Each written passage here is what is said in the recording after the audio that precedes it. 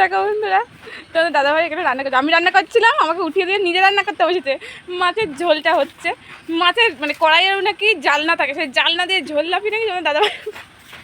না আমি বলতে গেছি এটা দেওয়া ভিডিও চালু করেছি। আরে এই যে ফাঁকাটা, এই ফাঁকা দিয়ে মানে ঝোলটা লাভ দিয়েছে এখানে পড়েছে।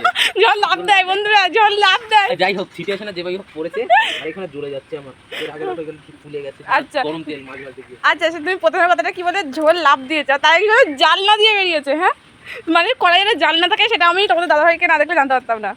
এবার বলে কড়াইয়ের জালনাটা একটু দেখিয়ে দাও তো। এনো কড়াইয়ের জালনাটা একটু দেখাও। হাই ভগবান, এই যে মাকে দেখো। এই যে আমার শাশুড়ি আম্মাকে দেখো অবস্থা। এই যে স্যার, আপনার আর কিছু লাভ দিয়েছে স্যার? মানে ঝোল ছাড়া মাছ টাছ লাভ দিয়েছে কড়াই থেকে? মুখটা একবার দেখি, দেখি স্যার আপনার বক্তব্যটা একটু পেশ করুন। মায়ের পায়ের ব্যান্ডেজ নিয়ে মাকে দেখাচ্ছি, বন্ধুদের এসএমএস বলে দিয়েছি, আমি পড়তে বলেছি যে পায়ের হাড় কেটে গেছে।